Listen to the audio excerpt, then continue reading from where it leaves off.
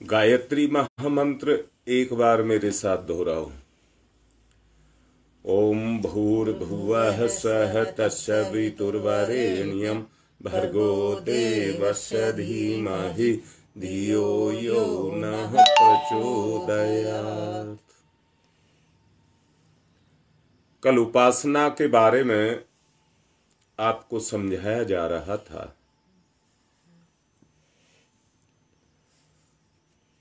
और आपसे ये कहा गया था कि इस दुनिया में जो जीतता है उसको कर्म योगी कहते हैं, यानी कि कर्म के योग से ही व्यक्ति जीत सकता है। एक बात कहना चाहूंगा, बच्चा छोटा होता है, उठना बैठना भी उस पर नहीं आता है, पर प्रयास करता है और उस प्रयास के परिणाम स्वरूप वो अपनी सामर्थ्य को जगाता है, सहारा लेकर के खड़ा होना सीखता है और सहारा पकड़ के ही वो चलना भी सीखता है। उपासना को अपने जीवन में उतारने के लिए मैंने अभी परसों आपसे कहा था कि किसी समर्थ की सहायता हमको लेनी पड़ेगी और उसकी सहायता से हमें खड़ा होना पड़ेगा, यानी कि अपनी उपासना को खड़ा करना पड़ेगा। केवल उपासना उपासना उपासना इस शब्द की रटन को लगाने से उपासना नहीं होगी। अगर उपासना हम करना चाहते हैं तो हमको सहारा, समर्थ का सहारा लेना ही पड़ेगा। समर्थ से सामर्थ्य जगती है, परंतु कब जगती है? जब हमारा समर्थन होता है। बगैर समर्थन के सामर्थ्य नहीं आती। मैंने ही कहा था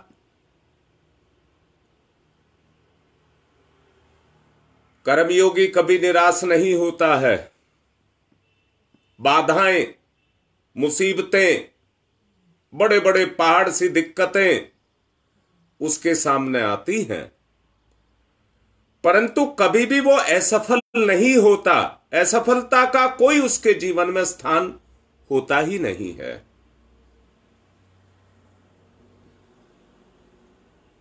ना वो इनकी सत्ता को स्वीकार करता है, स्वीकार भी नहीं करता है। सच को ये देखिए, लोभ की, भोग की, काम की, क्रोध की, इनकी सत्ताओं को मैंने स्वीकार कर लिया है, पर अपनी सत्ता को स्वीकार नहीं किया। जबकि मैं सबसे पहली सत्ता हूं। अगर मेरे से पहली कोई सत्ता है तो मेरा बनाने वाला मेरा भगवान है। मुझे अपने आप को खड़ा करने के लिए, अच्छा बताओ, लोभ कभी समर्थ हो सकता है क्या? भोग से कभी तृप्ति हो सकती है क्या? कामनाओं की, इच्छाओं की पूर्ति हो सकती है क्या? और मैंने अभी कहा, कर्मयोगी के जीवन में निराशा और असफलता नाम की कोई चीज नहीं होती और ना वो उनको स्वीकार करता है, उनकी सत्ता को स्वीकार भी नहीं करता है। परंतु जैसा मैंने अभी कहा, समर्थन से व्यक्ति समर्थ बनता है, इसलिए सहयोग लेना पड़ता है। सहयोग के सहारे उठना पड़ता है। अगर अपने आप को उठाना है तो सहयोग आपको लेना ही पड़ेगा। बात चल रही है उपासना की, तो उपासना गुणों की होती है। उपासना गुणों की होती है। अब किसके साथ अपनी उपासना की जाए? याद रखना, जिससे आप अपनी तुलना करेंगे वैसा ही पाएंगे। अगर रईस से आप अपनी तुलना करेंगे तो अपने आप को गरीब पाएंगे।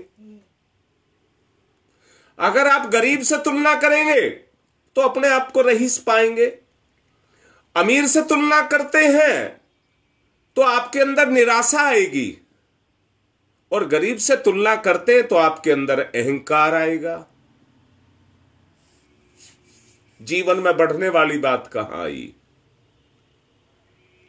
इसलिए अपनी तुलना अपने गुरु या अपने भगवान उससे करेंगे। दुनिया में शक्ति एक ही है। कल मैंने नस और नाड़ियों की बात आपसे की थी।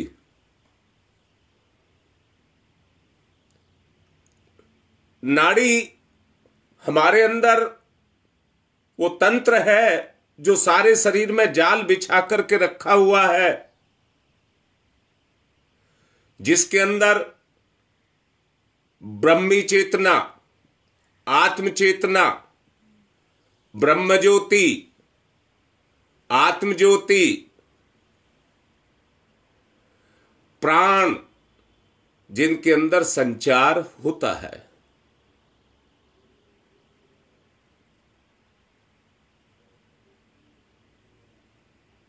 कल मैं एक जगह समझा रहा था बुढ़ापा क्या है। बुढ़ापा और कोई नहीं है। जब शक्ति कमजोर पड़ जाती है तो बुढ़ापा आ जाता है। हमारा शरीर एक प्राण को पैदा करता है, जन से, अन्न से, वायु से, परंतु एक प्राण को पैदा करता है उपासना से। उपासना से, और उस उपासना से क्षुद्र से महान, अणु से विभु, लघु से महान तब बनता है जब कामना भावना में परिवर्तित होती हुई चली जाती है। जितनी नाड़ियां हैं वो शक्ति का संचार हमारे संपूर्ण शरीर के अंदर करती हैं। शक्ति का मूल स्रोत हमारी अंतरात्मा है। वही अंतर चेतना जब जुड़ती है भावना से, मैं दोबारा से कहता हूं, कोई बुरा नहीं मानेगा। जिस गायत्री मंत्र का हम जप करते हैं उसको बोलते हैं,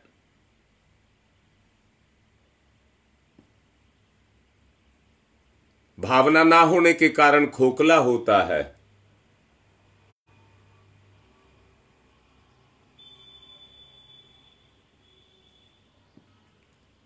परंतु दोबारा से कह रहा हूं,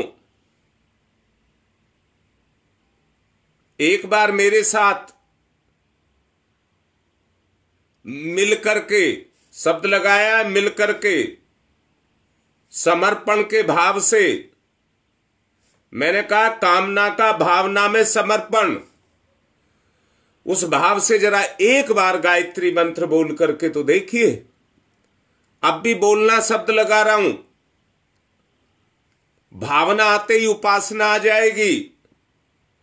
जैसे जनरेटर से बिजली पैदा होती है, वैसे ही किससे? कामना और भावना। दोबारा से सुन लीजिए, जनरेटर के अंदर बिजली नहीं होती है। जब घर्षण करता है, घूमता है, घर्षण करता है तो बिजली को पैदा करता है। संसार में जितनी भी बिजली है वो सब जनरेटर से ही पैदा की गई है। ये संपूर्ण ब्रह्मांड शक्ति से ओतप्रोत है। जनरेटर उसी से अपने आप को लिंक करता है और उस शक्ति को चूस करके तारों में प्रवाहित करता है। ऐसे ही हमारे शरीर में भी नाड़ियां हैं। शक्ति कमजोर होने के कारण, भोग विलास के कारण हमारी आंतरिक शक्तियां कमजोर पड़ गईं। नस नाड़ियों में नसों में और नाड़ियों में, नसें हमारे भौतिक स्वास्थ्य को कायम रखती हैं और नाड़ियां हमारी भावनात्मक विद्युत को पैदा करती हैं। सत्साहस, आंतरिक शक्तियां, कर्म कौशल जिनको नाम दिए गए, उसी के सहारे, उसी विद्युत के सहारे व्यक्ति अपने आप को ऊंचा उठाता है। ये विद्युत जैव विद्युत कहलाती है। अगर हमें अपने आप को ऊंचा उठाना है तो याद रखना, मैं अभी कह रहा था, एक बार जरा मेरे साथ गायत्री मंत्र दोहरा करके देखो और फिर समर्पण उसमें रखना, भावना को उसमें जागृत करना। जरा करना तो। ओम भूर्भुवः स्वः तस्य वितुर्वरेण्यं भर्गो देवस्य धीमहि धियो यो नः प्रचोदयात्। अब मैं बड़ा ही लाड करके कह रहा हूं। आप तेरे माला रोज जप करते हैं, परंतु तेरे की गिनती पूरी होती है। अब मैं फिर से कह रहा हूं, आप ऐसा ही करें, मैं मना नहीं कर रहा, आप ऐसा ही करें, क्योंकि जब आप जप करेंगे, अंदर की शक्ति कमजोर होने के कारण भावना के रूप में नहीं उठने देगी, परंतु ये करने के बाद आप अनगिनत जप करिए, अनगिनत जप करिए।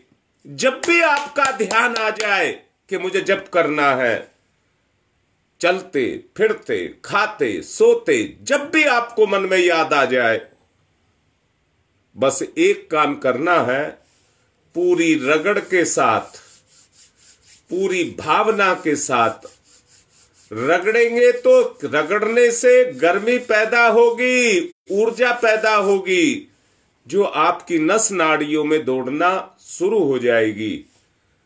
ध्यान से वो भावना जुड़ेगी, ध्यान से वो भावना जुड़ेगी। उपासना नजदीक बैठने को, जोड़ने को, योग मैंने कहा था, गठबंधन का नाम ही योग है। गठबंधन, गठ माने गांठ, बंधन माने जकड़न। अगर हमें इस जकड़न को हटाना है तो उस ऊर्जा को हमको पैदा करना पड़ेगा, और उसका साधन और उसका माध्यम हमारी उपासना है। मैं क्या चाहता हूं, ये केवल औपचारिकता, जो बच्चों का खेल चल रहा है, ये चलता रहे, ऐसे ही चलता रहे, परंतु गुप्त रूप से अनवरत साधना आपके मन के साथ जुड़ जाए। आदमी हर वक्त मन के द्वारा कुछ ना कुछ क्रिया करता रहता है, हर वक्त मन के द्वारा कुछ ना कुछ क्रिया करता ही रहता है। किसी को अपने दुख याद आते हैं, जप करता है, पर जप काल में किसी को मुझे इसने सताया, मुझे इसने सताया, वो दुख याद आते हैं। किसी को भोग विलास याद आते हैं, किसी की कामनाएं जगती हैं, किसी की वासनाएं जगती हैं। होने दो, जो हो रहा है उसको होने दो। प्रयास ये करो, उस पर रुकावट पैदा करो। जिसको आप गलत मानते हैं, प्रयास करिए उस पर रुकावट पैदा की जाए। परंतु निरंतर जो जीवन गतिशील है, उसकी गतिशीलता में गुरु और गायत्री, गुरु और गायत्री, गुरु की शक्ति गायत्री, उसका समावेश किया जाए। उठते बैठे खाते सोते चलते फिरते हंसते रोते जो भी कुछ कर रहे हो, मैंने कल कहा था, याद रखना जो बोल रहा हूं, आपको किसी का सहारा लेने की आवश्यकता नहीं पड़ेगी। आपके पाप अपने आप कटने लग जाएंगे, आपके रोग कटने लग जाएंगे, आपके दुख कटने लग जाएंगे, आपकी जितनी पीड़ाएं हैं, आपकी गरीबी है, सब मिटने लग जाएंगी, सब मिटने लग जाएंगी। और आप में इतनी सामर्थ्य पैदा हो जाएगी कि अपने कर्मों को काटने की क्षमता आपके अंदर पैदा हो जाएगी। दोबारा से कहता हूं, इसी का दूसरा चरण जो है उसको चरित्र कहते हैं, जिसको साधना कहते हैं। आपके चरित्र का निर्माण होगा। ईमानदारी से देखो, चरित्र की धार से, चरित्र की तलवार से आप अपने कर्मों को काट सकते हैं या नहीं काट सकते। मैंने कल कहा था, कर्म कौशलेषु योग है। कर्म में कौशल पैदा हो जाए तो योग पैदा हो जाएगा। और योग का मतलब है जुड़ जाना, बंध जाना, मिल जाना, एकाकार हो जाना। अगर वो गुण आपके अंदर आ जाए, तस्य वितुर्वरेण्यम भर्गो देवस्य धीमहि धियो यो न प्रचोदयात्। ये गुण अगर अंदर आपके पैदा हो जाए तो आपका हर कर्म ही उपासना हो जाएगा। आपका हर कर्म उपासना हो जाएगा। जिस चिंतन के द्वारा आप कर्म को कर रहे होंगे, वो कर्म ही आपके लिए तलवार बन करके आपके कुकर्मों को काटने का साधन बन जाएगा। आपके कुकर्मों को काटने का साधन बन जाएगा। दीनता, हीनता, गिड़गिड़ाना, ये सब खत्म हो जाएगा। आप लाट साहब बन जाएंगे। आप बहुत बड़े व्यक्ति बन जाएंगे। सांसारिक रूप में चाहे आपके पास शारीरिक गरीबी हो सकती है, साधनों की कमी हो सकती है, परंतु आत्मिक रूप में आप दुनिया के बेशुमार ऊंचे व्यक्ति कहलाओगे, बेशुमार व्यक्ति कहलाओगे। पार्थिव शरीर को जगत के लिए उपयोगी बनाने और उसके उपरांत मुक्ति प्राप्त करने का एकमात्र साधन योग है, और कोई नहीं है। एकमात्र साधन योग है। परंतु केवल केवल केवल योगिक क्रियाएं कर लेने से कोई योग को समझता है, क्या समझता है कि कसरत कर लेना योग है। कसरत का कर लेना योग है, परंतु एक्सरसाइज को योग नहीं कहते हैं, वो शारीरिक क्रिया है। अच्छा, बहुत से कहते हैं ध्यान को योग कह लेते हैं, समर्पण नहीं है तो हाँ, ध्यान योग है, मैं उसको मना नहीं कर रहा। अपनी चेतना को अपने इष्ट के साथ जोड़ना, अपनी चेतना को अपने इष्ट के साथ जोड़ना, वही योग है।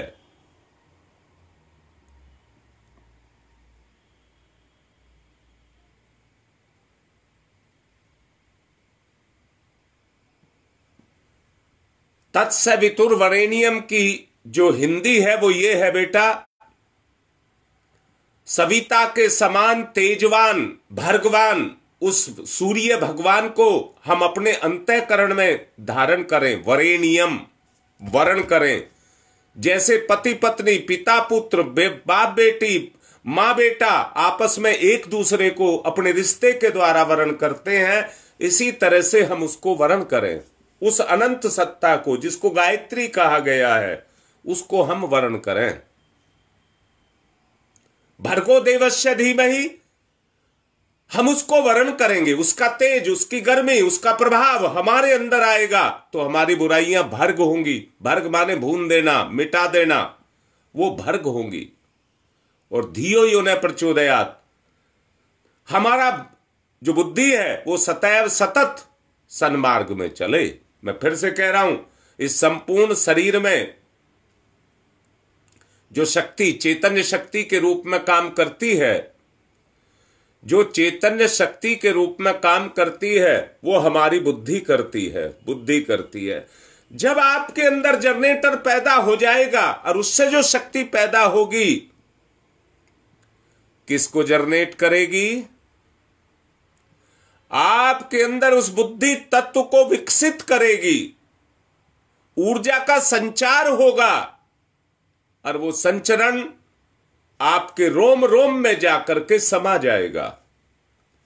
आपके शरीर के रोम रोम में जाकर के समा जाएगा। आपके शरीर के अंग अवयव दोबारा से जागृत हो जाएंगे।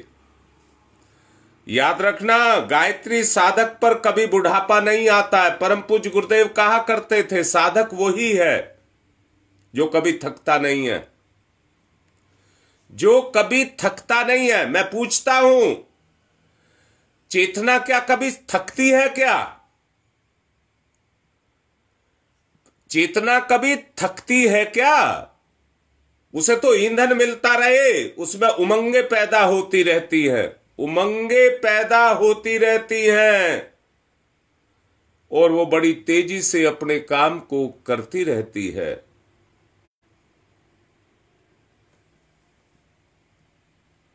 जो भी घटनाएं हमारे जीवन के साथ जुड़ी हैं, जिसको भाग्य कहते हैं,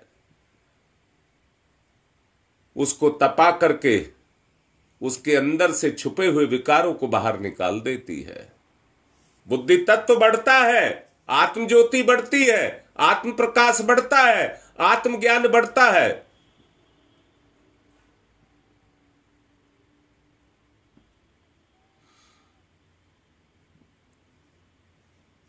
बेटा उसका नंबर मुझे भेज देना। जो भी जुड़ना चाहता है जोड़ो सबको। मैंने तो कहा है जोड़ो सबको, नहीं मिलेगी ये चीज कहीं पर।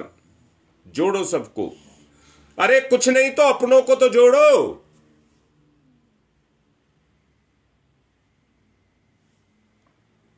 अध्यात्म विद्या में जीव जमा ईश्वर, जीव जमा ईश्वर, जीव योग ईश्वर, जीव का योग ईश्वर के साथ होता है। इसको संयोग और संयोग को योग कहते हैं।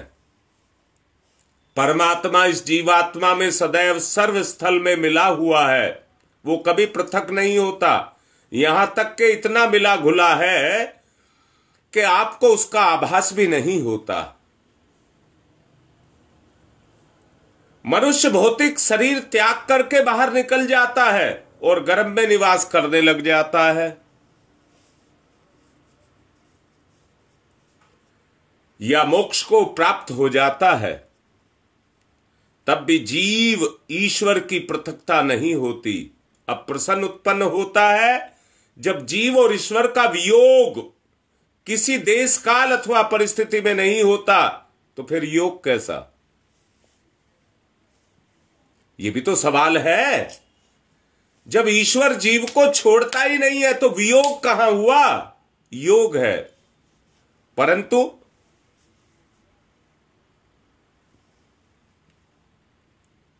अवस्था उसी में परमदेव की परम दया से होता है। जीव का जीवन यही है। स्वाभाविक जीव की ओर से योग नहीं होता, अर्थात मेरी तरफ से योग नहीं होता, ईश्वर ने तो करके रखा हुआ है। अब कमी क्या है? मैं आपसे एक सवाल करता हूं, तब आपको समझ आएगा। जरा लिखना, गन्ना कैसा होता है? उसका स्वाद कहा है मैंने? लिखो कोई, गन्ना कैसा होता है? सबको पता है उसके स्वाद का, परंतु आपसे ही पूछ रहा हूं, गन्ने को अपना स्वाद पता है क्या?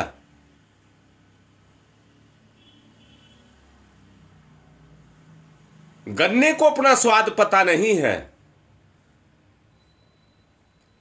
गन्ने को अपना स्वाद पता नहीं है। बेटा जो बात बोल रहा हूं, आपने लिख दिया मीठा होता है,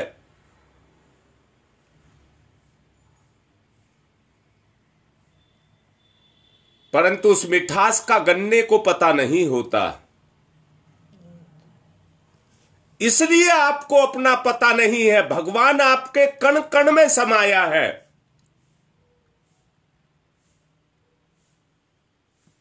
उसे क्रियाशील करना है, यही उपासना है। भगवान आपके जर्रे जर्रे में छुपा हुआ है। मेरा उसके साथ, वो मेरे साथ जुड़ा है, पर मेरा उसके साथ योग ना होने के कारण वियोग की क्रिया चल रही है। मैं ढूंढ रहा हूं उसको, मैं भगवान को ढूंढ रहा हूं। मैं एक घटना बताऊं, एक छोटी सी कहानी कहना चाहूंगा। एक जंगल में भगदड़ मच गई और भगदड़ मचने पे जो भाग नहीं रहे थे उन्होंने पूछा क्या हुआ। वो कहने लगे शेर आ गया।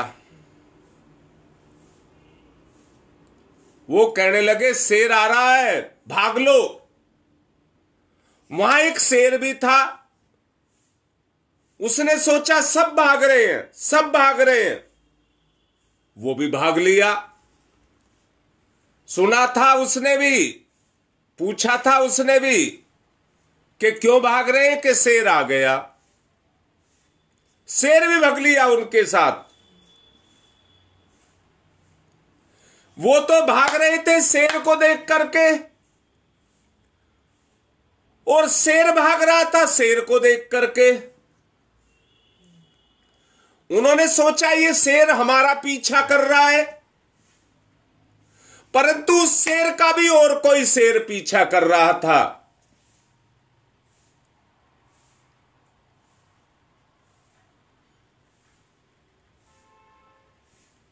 सब भाग रहे थे। आगे दूसरा शेर मिला जिसको पता था मैं शेर हूं, जिसको पता था मैं शेर हूं। उसने उस शेर को पकड़ा, तू कहां जा रहा है? यूं को भाग लो, शेर आ रहा है। उसने कहा तू कौन है? उसने उसको उसकी पहचान कराई कि मैं ही शेर हूं।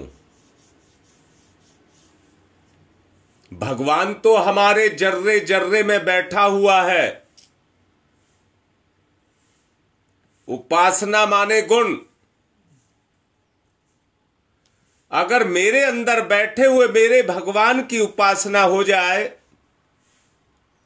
रीता बिटिया लिख रही है, जब हम चखने से पता लगाते हैं तो मीठा होता है, अर्थात गन्ना मीठा होता है, हम मीठे नहीं हैं। मिठास हमसे अलग है, इसलिए हमको मीठा लगता है। अगर हम भी गन्ने के जैसे हो जाएं तो हमें गन्ने के स्वाद का पता नहीं लगेगा। बस यही स्थिति है।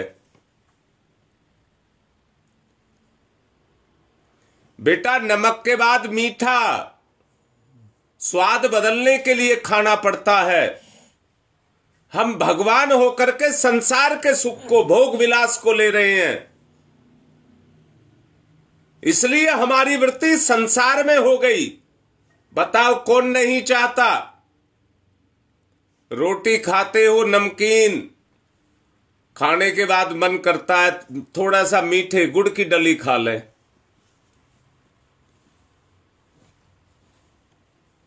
स्वाद बदलने के लिए आवश्यकता है अपने स्वाद में आ जाएं, अपने स्वरूप में आ जाएं।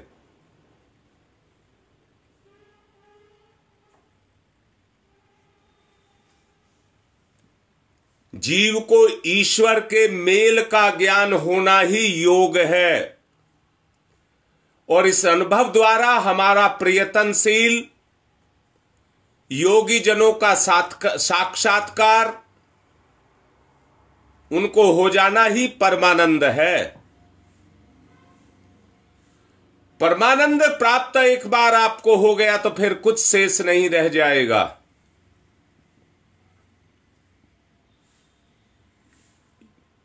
मेरे लाडलो, युग निर्माण की बेला चल रही है। आपका जो थोड़ा सा प्रयास ही आपके अंदर उस स्तर को जगा देगा। मेरा कहना मान लेना, थोड़ा सा प्रयास ही।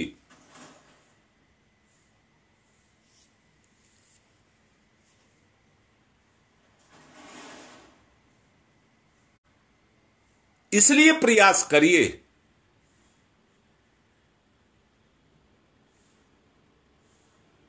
प्रयास को मैंने कहा है, अभी कुछ देर पहले कहा है ना, साधक कभी असफल नहीं होता है, साधना उसको सफलता दिलाती दिलाती है। कर्म हुआ है तो परिणाम निकल करके जरूर आएगा।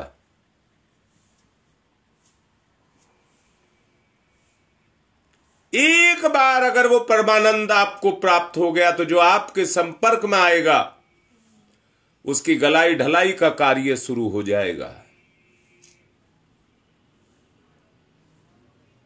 यही परम पद और मोक्ष की दशा है।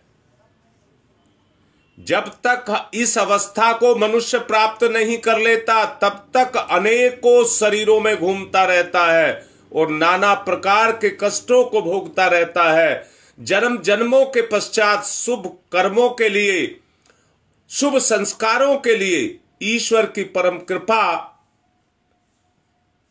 और उससे योग साधन के द्वारा शरीर के रूप में उतर करके चरित्र का निर्माण करता है।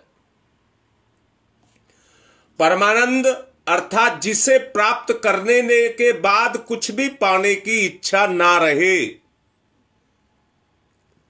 जिसको प्राप्त कर लेने के बाद कुछ भी पाने की इच्छा ना रहे, उसी को परमानंद कहते हैं। याद रखना, यही मोक्ष की अवस्था है। जीव दुख को प्राप्त ना हो और ना दुख स्वरूप के रूप में शरीर में कोई काम कर सके, अर्थात सभी अवस्थाओं में परमानंद में आपका निवास हो जाए, यही परम आवश्यकता है। यही आपकी परम आवश्यकता है। योग योग चिल्लाने से अवस्था ठीक उसी तरह की रहेगी जैसा मैंने अभी शेर की घटना बताई। शेर को देख करके दूसरों ने भागना शुरू किया, शेर भी डर गया शेर से। बस वही अवस्था हमारी है। जीवात्मा को इस बात का यथार्थ ज्ञान और अनुभव व साक्षात्कार हो जाना कि घट घट व्यापी, सर्वव्यापी मेरे पास है और मैं ही हूं, और मैं उसकी गोद, उसकी शरण में छुपा बैठा हूं।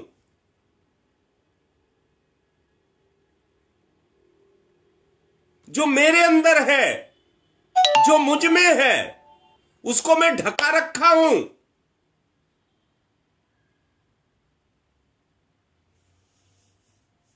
अभ्यास के द्वारा इस योग को, जो दुख से निवृत्ति तथा सुख की प्राप्ति रूपी फल को हमको दिला दे,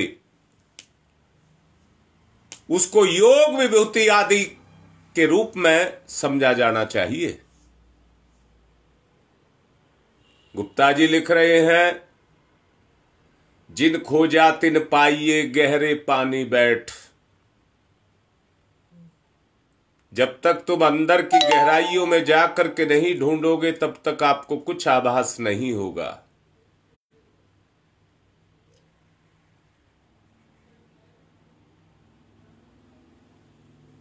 हम भाग रहे हैं, अपनी जिम्मेदारी से हम भाग रहे हैं। सच बताओ, 24 घंटे बाद मेरे पास आप आते हैं, 7 से 7:40 तक 24 घंटे बाद आप मेरे पास आते हैं। कितना गुरु की जिम्मेदारी को निभाया? जब तक नहीं निभाओगे कर्म नहीं हुआ। जब तक नहीं निभाओगे कर्म नहीं हुआ। साफ साफ जान लेना, अगर कुछ लेना चाहते हो तो सेवा के बदले मिलता है। भावना अगर जागृत होती है तो भाव से होती है। सुन लेने से नहीं, जैसा मैंने कहा, करते रहिए उपासना उपासना उपासना, गाते रहिए गीत, करते रहिए भजन। भक्त नहीं बनोगे तो भजन नहीं चलेगा। पहले भक्त बनो, पहले भक्त बनो। मैं पूछता हूं, आपकी कोई सेवा करे, क्या आप उसके नहीं बनेंगे? आप उसके नहीं बनेंगे क्या? दोबारा से समझिए, जब तक सेवा का भाव नहीं जगेगा तब तक उपासना नहीं होगी। करके दिखाओ। मैंने कोनिया वालों को लिखा था, परंतु किसी का कोई जवाब नहीं आया। केवल एक बाबा राम ने एक व्यक्ति को जोड़ा है, किसी का कोई जवाब नहीं है। सब सोए बैठे हुए हैं। डांट रहा हूं, फटकार रहा हूं, उठो, खड़े हो। अगर नहीं करोगे गुरु का काम तो बताइए मिलेगा कहां से, कौन देगा?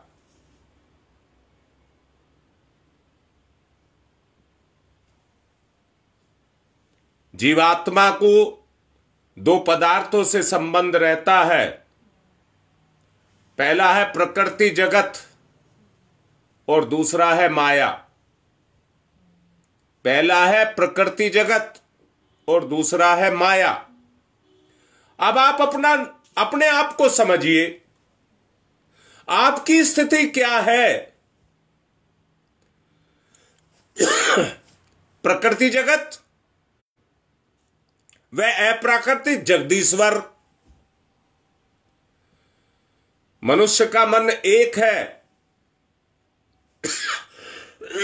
और वो एक समय में एक ही विषय को ग्रहण कर सकता है।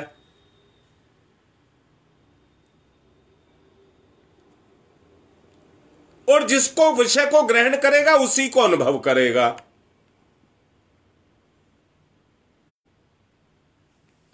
आप एक ही कर्म करेंगे, शरीर से एक ही कर्म करेंगे, भावना से भगवान के साथ जुड़ेंगे,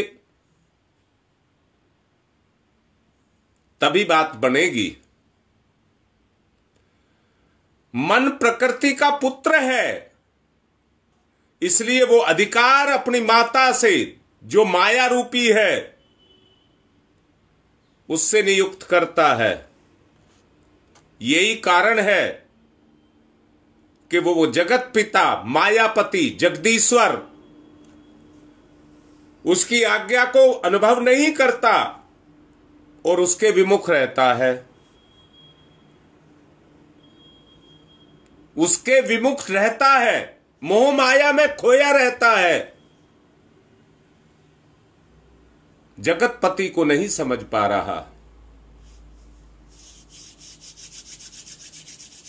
अनुभव करिए, जो बोला जा रहा है उसको अनुभव करिए और कर्म करिए। गुरु प्रेरणा को कहते हैं, जो प्रेरित करती है वो गुरु है, सबके अंदर बैठा है। क्या आपकी अंतरात्मा कुछ गुरु के कार्य के लिए प्रेरित नहीं करती? आप युग निर्माणी हैं, अपने आप को पहचानिए, खड़े होइए, चलिए। शक्ति का संचार आपके जीवन में होगा। दोबारा से कह रहा हूं, साधक कभी बूढ़ा नहीं होता है। साधक क्योंकि बूढ़ा नहीं होता इसलिए थकता नहीं है। और एक बात फिर से कह रहा हूं, साधक काम करके आराम नहीं करता है। एक काम पूरा हुआ दूसरे को पकड़ लेता है। वो बीच में कोई गैप नहीं चाहता, कोई फासला नहीं चाहता। वो कर्मयोगी होता है। जो आराम चाहता है, सुख चाहता है, वो कर्मयोगी नहीं होता। एक कर्म पूरा हुआ, निवृत्ति कर दीजिए, अलग हटाइए, दूसरा शुरू कर दीजिए, एक के बाद एक। इसी को कहते हैं पौड़ी से ऊपर चढ़ना। हाथ भी काम करता है। हाथ से पहले डंडे को पकड़ते हैं, तब पैर बढ़ाते हैं, फिर हाथ को ऊपर ले जाते हैं तो पैर भी ऊपर बढ़ता है।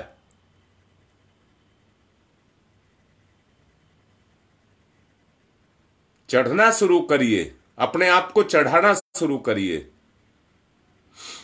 निश्चित रूप से भला होगा। अभी मैं जब तक सब में योग को नहीं देख लूं तब तक मैं रुकना नहीं चाहता। जब तक मैं आपके अंदर योग को जगता ना देख लूं, हर एक में ना देख लूं। मैं पूछता हूं, मैं पूछ क्या रहा हूं, बता रहा हूं। माता जब गर्भ धारण करती है, उसको नहीं पता बेटा है या बेटी है। अपने पेट पर हाथ फिरा करके अपने लाडले बच्चे को प्यार करती है। तो लाड किसको करती है? अपने पेट को करती है, पर भावना से अपने अंदर पल रहे उस जीव को करती है। कहीं एकांत में बैठ करके गुप्त रूप से एक ही बात सोचती है, इसको क्या बनाऊंगी, इसको क्या बनाऊंगी, इसको क्या बनाऊंगी। उसके बारे में सोचती है, अपने बारे में नहीं सोचती।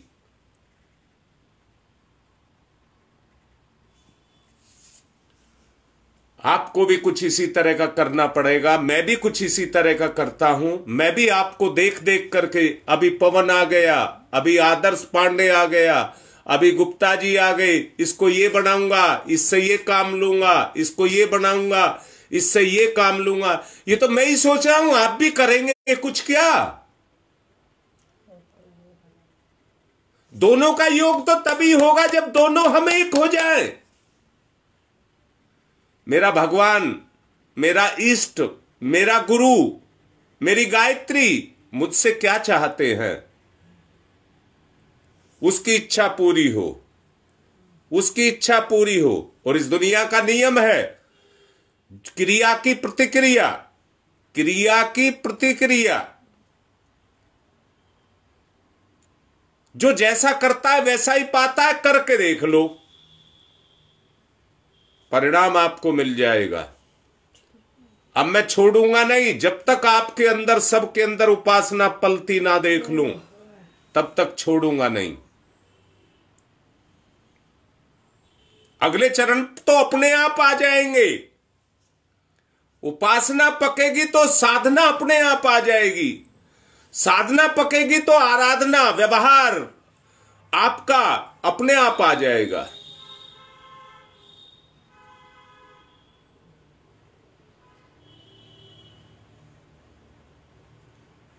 इसलिए भावना से आपको प्यार करते हुए, लगाव देते हुए आप सबसे प्रेरित कर रहा हूं। गुरु की सेवा के बगैर कुछ नहीं मिलेगा। और गुरु की सेवा यही है कि जो कहा जा रहा है उसको पालन करिए। बच्चा शरीर की सेवा करे तो वो मां बाप की सेवा नहीं होती है। उनका कहना माने, अपने माता पिता का कहना माने, यही उनकी सेवा होती है।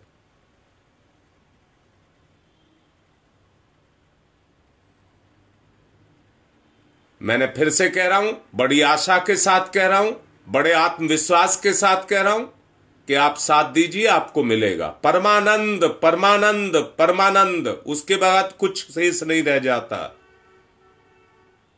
आज की बात ज्यादा हो गई, इसलिए यही रोक रहा हूं। 40 के बजाय 50 मिनट का प्रवचन हो गया। कल फिर समझाऊंगा, क्योंकि मुझे वो शांति तब तक नहीं मिलेगी जब तक आपके अंदर उपासना को फलते हुए ना देख लूं। ओम शांति ही, शांति ही, शांति ही। एक निवेदन कर रहा हूं। एक बच्चा है नोएडा, ग्रेटर नोएडा का। उसने एनडीए पास किया है और ज्वाइन भी कर लिया है। अब तक माता पिता भाई बहन के साथ रहा और अब उनसे अलग हो गया तो वियोग हो गया उस बच्चे को। और उससे ज्यादा मोह मां बाप और पूरे परिवार का जग गया।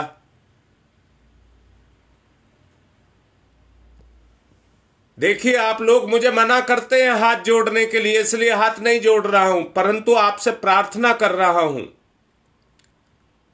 वो लड़का नौकरी छोड़ने के लिए, ज्वाइनिंग को छोड़ने के लिए, त्याग पत्र देने के लिए पूरी तरह से तैयार है। वो कह रहा मैं झाड़ू लगा लूंगा, गोबर उठा लूंगा, पर नौकरी नहीं करूंगा। और उसके जीवन का ये सबसे बड़ा दुर्भाग्य होगा। मैं आप सबसे प्रार्थना कर रहा हूं, चलते फिरते या जप जप करें तो आप उसके लिए भी प्रार्थना करना, उसका भला हो, उसका भला हो। गुरुदेव से प्रार्थना करो, बेटा उसका दुर्भाग्य जग रहा है, उसका पाप जग रहा है, इसलिए छोड़ने की सोच रहा है। राजा बन जाएगा, आईएएस के इक्विवेलेंट है, एनडीए पास करके गया है। आप सब प्रार्थना करो, हमारे ग्रुप परिवार का एक अंश है, वो भी आगे बढ़े। सब प्रार्थना करो उसके लिए। आज शाम को 5 बजे वाली प्रार्थना में भी प्रार्थना करना, उसका दिमाग बदले और अपने सर्विस से उसको लगाव हो। अपने लक्ष्य को पूरा करें। आज की बात पूर्ण कर रहा हूं। ओम शांति ही शांति ही शांति।